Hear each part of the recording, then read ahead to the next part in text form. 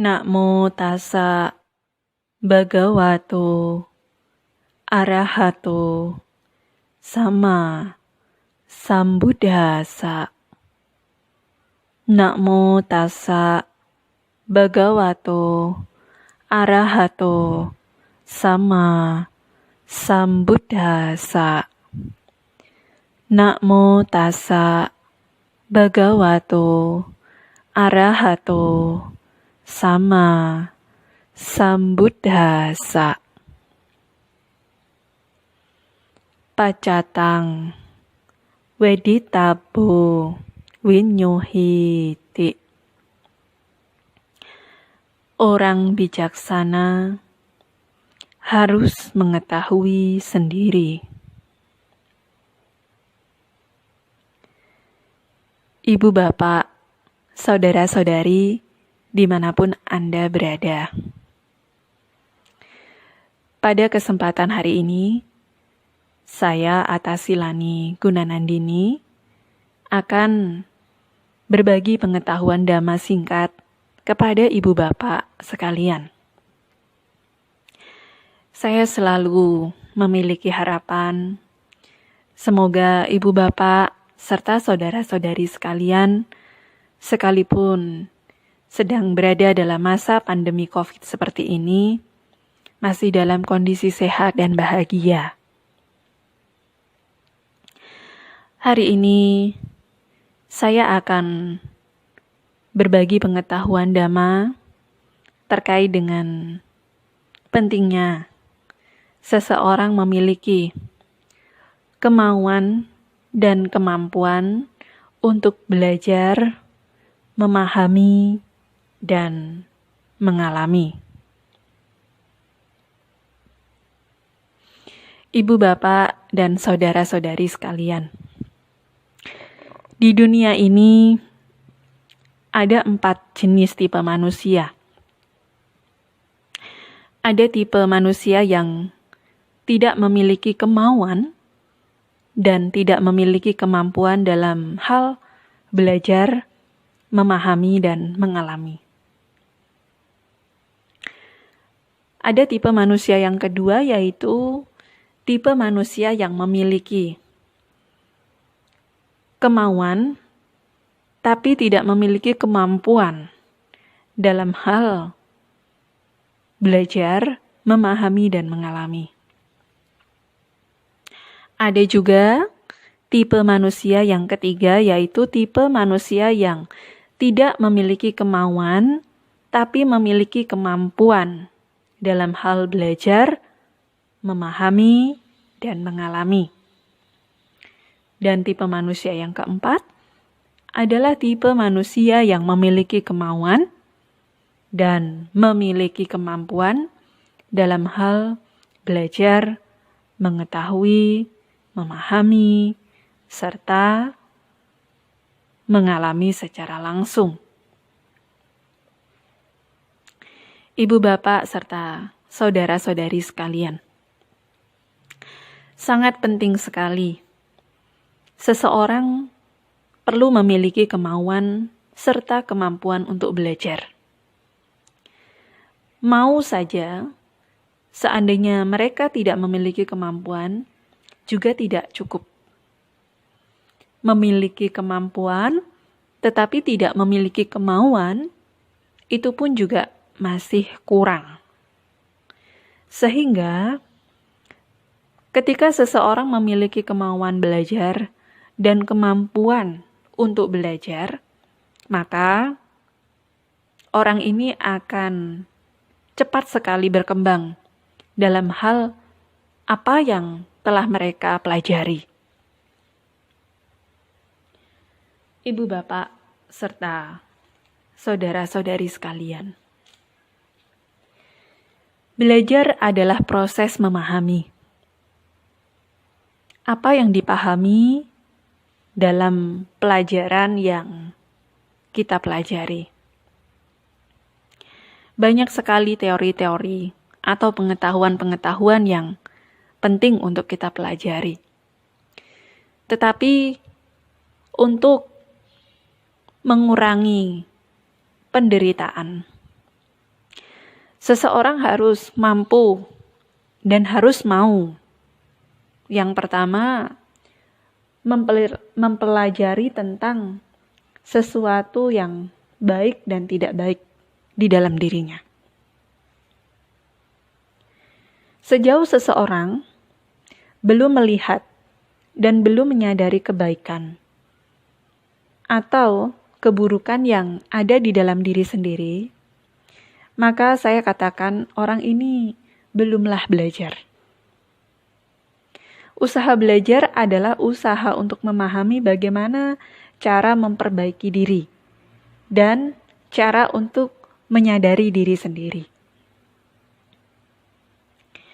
Kadang dalam melakukan suatu tindakan, banyak orang-orang melakukan tindakan tersebut atas dasar karena adanya rasa takut.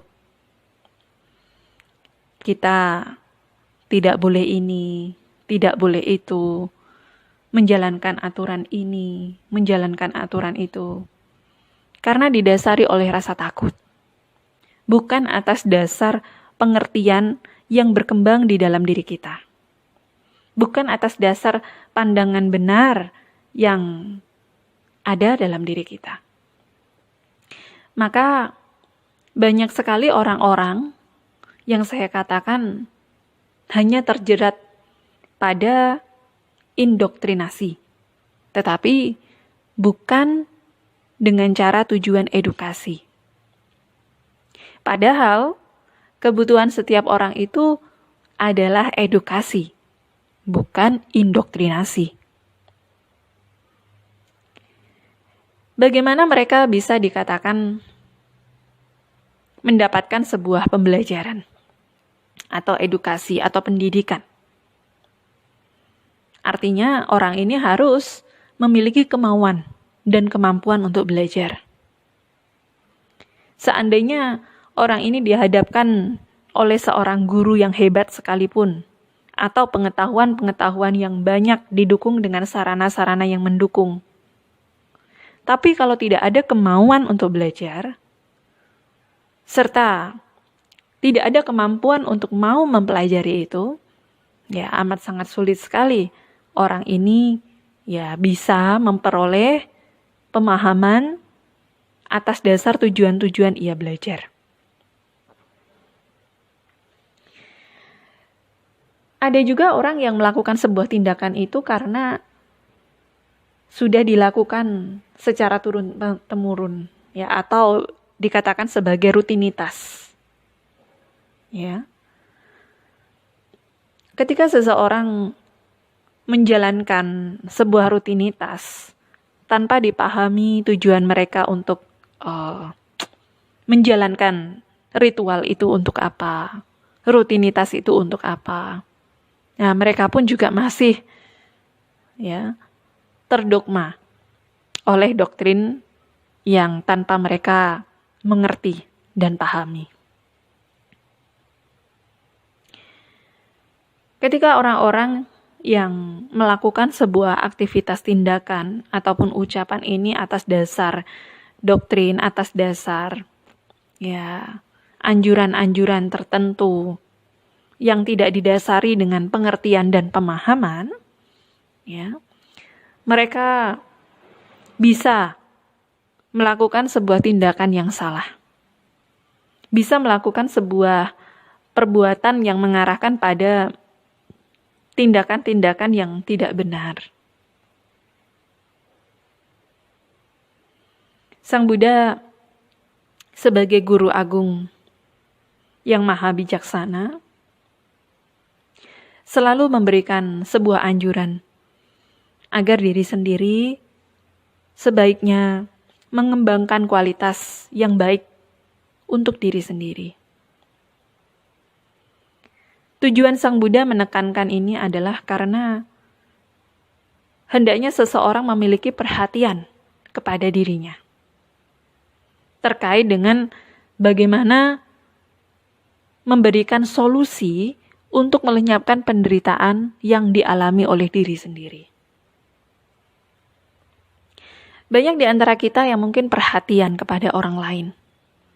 bertanya kabar orang lain, bertanya tentang apa yang sedang dikerjakan oleh orang lain, bertanya tentang kondisi-kondisi apa yang sedang dihadapi oleh orang lain.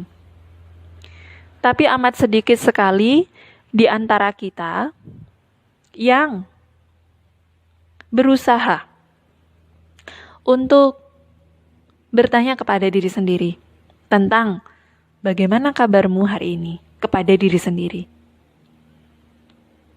Sudah melakukan apa saya hari ini? Sudah memberikan manfaat apa diri saya hari ini untuk diri saya maupun pihak lain?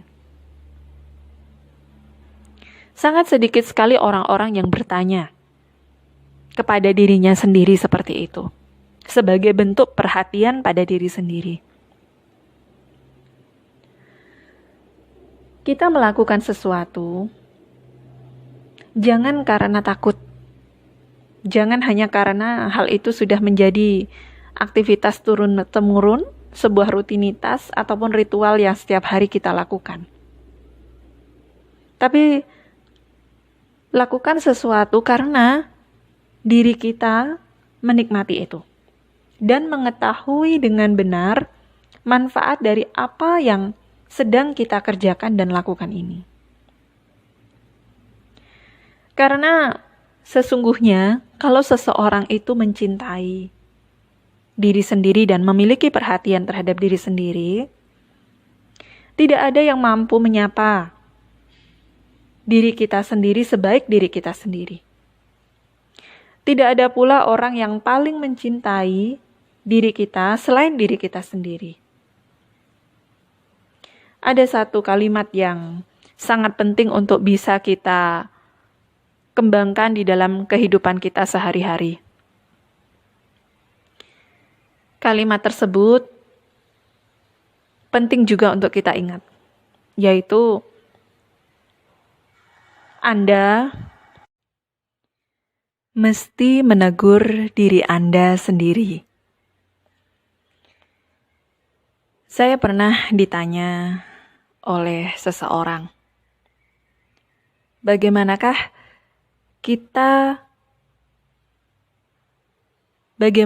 cara kita untuk menjelaskan ajaran Sang Buddha secara sederhana?